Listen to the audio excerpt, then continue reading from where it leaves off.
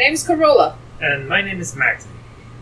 And this is another video in our series of computational geometry concepts, where we take a geometric concept and dive into its definition, history, and complexity, and other interesting properties. And the concept for today is the minimum spanning tree. One of my favorite things to do is to take a stroll in nature. Welcome to the wetlands of southern Louisiana. This is the Bayou Sauvage Urban National Wildlife Refuge in New Orleans.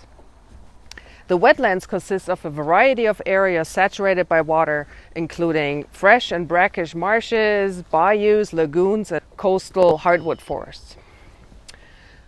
They're very interesting and beautiful and home to a variety of fauna and flora.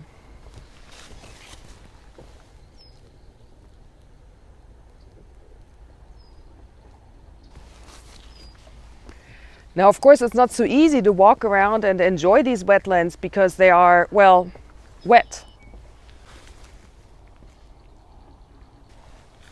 That's why the U.S. Fish and Wildlife Service has invested in these boardwalks, elevated walkways that allow us to explore the wetlands.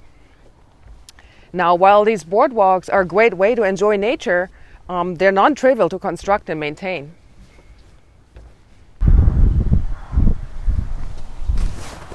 Underlying this is a geometric problem. Given a set of locations, such as interesting plants or habitats, how do we construct a boardwalk that allows us to reach all of these locations but doesn't use more building materials than necessary? Now, the minimum spanning tree is a fairly natural concept, but there are a few subtleties in the definition that are important to understand. And in particular, there is another related concept, which is called the minimum Steiner Tree, named after Jacob Steiner. And it will be important to distinguish those two, so let's go over the definitions. So for both of these trees, we are given a set of points or sites, which we'll call S. And these sites are living in two-dimensional Euclidean space. And we'll say we have n sites in total. Alright, so this will look something like this. Now, each pair of sides could be connected by what we call an edge. An edge is just a line segment that connects the 2 points. And so if these sides are A and B, then AB is an edge. And the length of an edge is the length of that line segment. So it's the Euclidean distance between the two sides. And we'll denote Euclidean distance with vertical bars, like so. Now, the minimum spanning tree of S is the set of edges which connects all of the sides in S of minimal total length. So if we want to write this as a formula, it will be helpful to first define the set E of candidate edges. So E is just the set of all pairs of sides in S.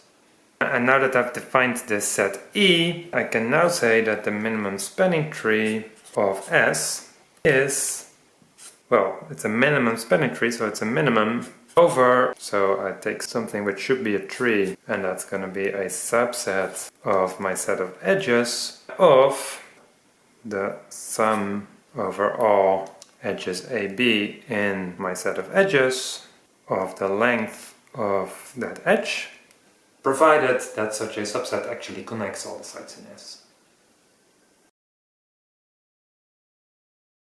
It's going to look something like this. A minimal set of edges which connects all of the points in S. Note that in the case of boardwalks, it's important that the set of edges is connected, otherwise we wouldn't be able to walk everywhere. Also note that there will never be any cycles, because if there were any cycles, we could just remove an edge and it would still be connected. In fact, that's the exact definition of the word tree in mathematics. It's a connected set of edges without any cycles. In the case of boardwalks, the minimum spanning trees might still not be exactly what we want.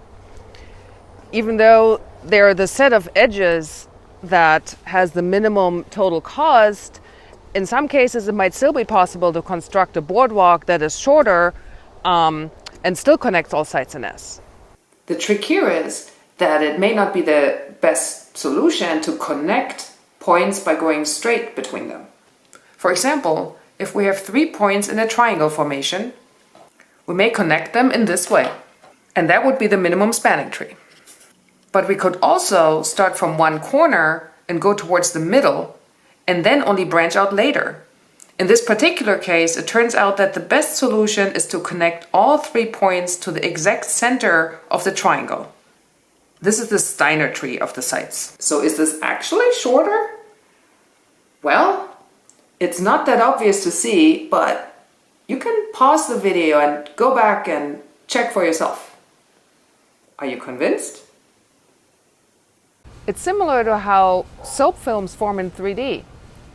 The soap will minimize the surface area, and in the process, it creates additional features. In 2D, we call these Steiner points.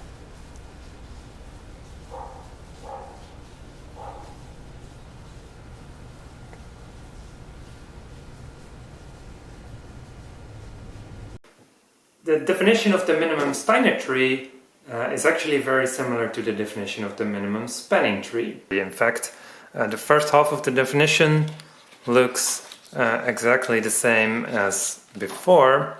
It's still a tree that connects n sides with a set of edges. The only difference is that now our edges are allowed to go between any points in the plane. They don't have to go between the input sides. Of course, we don't know in advance where those points are. There's an infinite number of possibilities. But hey, this is mathematics, that's not a problem. To define the minimum Steiner tree, we'll again need a set of candidate edges, so let's now call it E hat. So E hat is again a set of edges, but it's now the set of all edges between 2 points in the two-dimensional Euclidean plane. Alright, so they don't need to be sides of S. If we compare this with the definition of E before, that was all edges that connects 2 sides in S, and E hat is just a set of all edges between 2 points in the plane. So in particular, E hat is an infinite set. And now we can define the Steiner tree of S, and the definition is really exactly the same as before. So it's now the minimum over every possible tree that's now a subset of this extended set of edges. And again, for each of these trees, we take the sum of the distance from A to B over all edges AB in the tree. And this is only valid for those subsets which do connect all the sides in S. Alright, so the definition looks very similar as before. Just the difference is we are now allowed to use more edges, and that allows us to have a shorter total length. So for example, the minimum Steiner tree of this same set of points will look something like this. So if you compare the minimum spanning tree and the minimum Steiner tree of the same set of points, the minimum Steiner tree can be slightly shorter. The definition of the minimum spanning tree as we just wrote it gives us a straightforward algorithm. Just compute all the pairs, all the edges. So we have the set E of edges. Then we look at all subsets of those edges. For example, here is one of such subsets of edges. And then over all those subsets, we now compute their total length and make sure they connect all the points, and then take the minimum of those subsets that minimizes the total length. However, this is not a very good algorithm. The number of edges is already quadratic in the number of sites, but the number of subsets of those edges is exponential in the number of edges. So for 10 points, we have 45 possible edges, so that's 2 to the power of 45, meaning 35,384,372,088,832 possible subsets. Clearly, this is not going to work for any reasonable number of input sites. However, the situation is already better than for the Steiner tree. So for the Steiner tree, we have an infinite number of points, so an infinite number of possible edges. So it's an infinite set to minimize over. Clearly, that's not possible. Our algorithm would never terminate. So while the definitions for both minimum spanning tree and Steiner tree are both quite natural, it's not at all obvious how to compute them efficiently. The minimum spanning tree problem is so natural that it's hard to track its origins, but there is a mention in the literature in the 1920s in the context of electrical grid design in southern Arabia. The minimum Steiner tree is named after Jakob Steiner, but it was already mentioned in a letter by Carl Friedrich Gauss. And in 1934, Wojciech Janik and Miloš Kressler actually investigated properties of the Steiner tree. Yeah, that was of course all before there were computers. Right. One can start with computing all pairwise distances and then running a graph algorithm. Right, yeah. I mean, minimum spanning tree for graphs is a whole different game that we're not really going to go into in this video.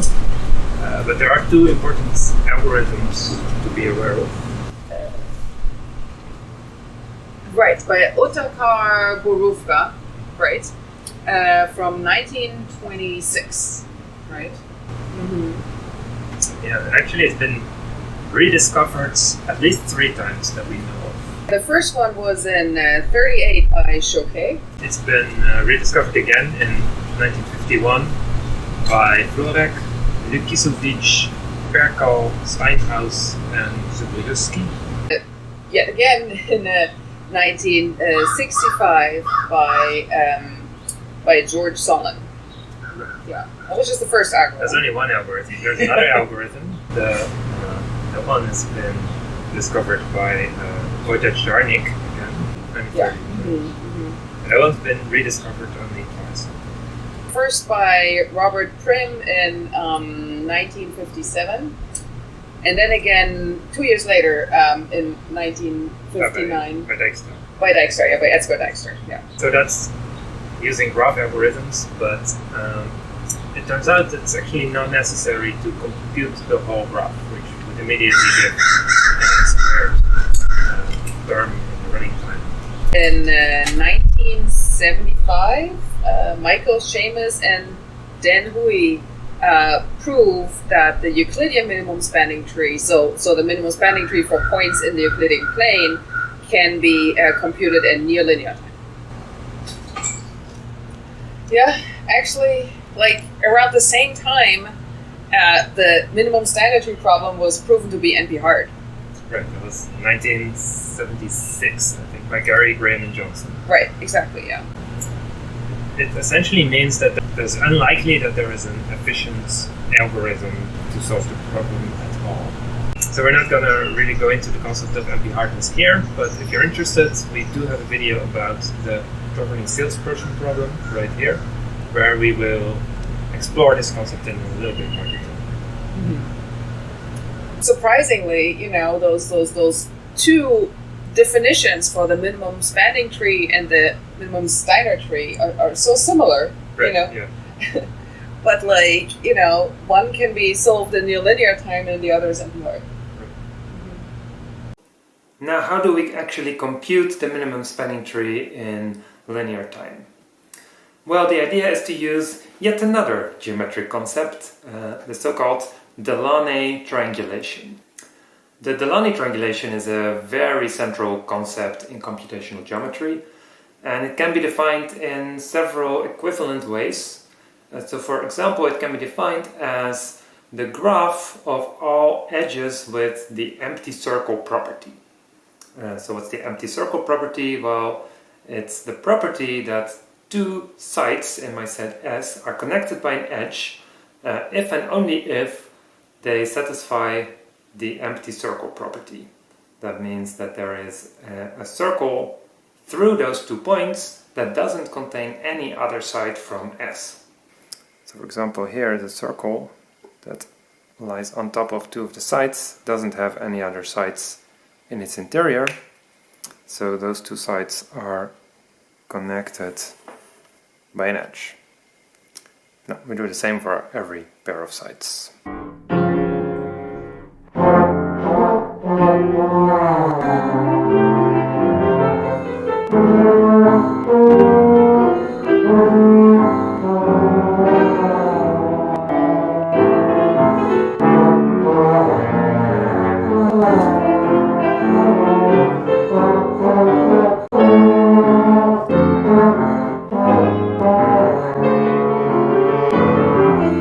So this is the Delaney triangulation of this set S. So there are many things known about the Delaney triangulation, but for the purposes of finding the minimum spanning tree, we will use two of those properties. So the first property is that every edge of the minimum spanning tree is also an edge of the Delaney triangulation. So the minimum spanning tree is actually contained in the Delaney triangulation. And the second property we will use is that the Delaney triangulation has only a linear number of edges in total. So we're not going to prove those properties here, but if you want, you can think about it for yourself. And as a little hint, try to prove why an edge of the minimum spanning tree must satisfy the empty circle property. So with those two properties in place, we can now use either Borufka's or Jarnik's algorithm to find the minimum spanning tree of the graph formed by the Delaney triangulation in near linear time. Now, of course, this assumes that we actually have the Delaney triangulation of our sides in S. But how do we find the Delaney triangulation? Well, that's again a topic for another video. And if you're interested, you can find out more by clicking right here. So we can compute the minimum spanning tree. That's nice, but what about the Steiner tree? How different are those trees anyways? Well, it turns out the shape of those trees can be actually quite different. Let's look at this point set here, for example.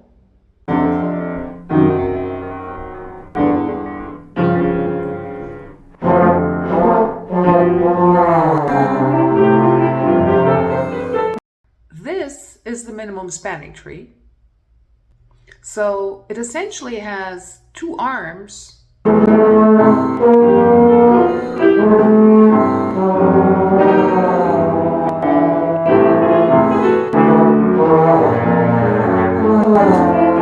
and it's really a cycle with one edge missing, and in fact any of these edges could be missing in the cycle. But the minimum Steiner tree looks very different.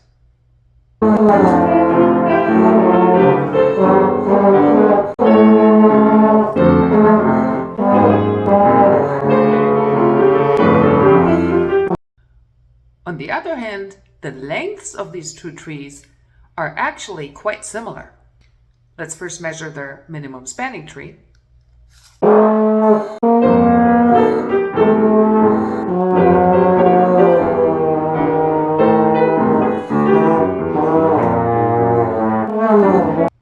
So that's 43, and the Steiner tree is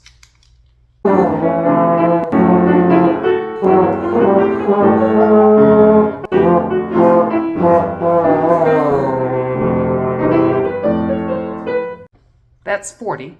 So these lengths are quite similar, and in fact mathematicians believe that's always the case. The Steiner ratio is, over all possible point sets, the worst ratio of the length of the minimum spanning tree over the length of a Steiner tree. So in our example here, it's 1.075. So how big is the Steiner ratio? Well, nobody knows. There's a lower bound on the Steiner ratio, which is 2 over square root of 3. And that is attained by a set of 3 sites that form an equilateral triangle. And mathematicians conjecture that this bound is tight, meaning that there exists no set of sites with a ratio larger than this. However, so far, nobody has been able to prove this. But assuming that this conjecture is true, and if we just care about the length and not so much about the shape, then we may as well compute the minimum spanning tree, and that we know how to do efficiently. Well, that's good news. It's possible to compute the shortest boardwalk that connects all these locations in these wetlands. Or at least it would be if we weren't allowed to use Steiner points.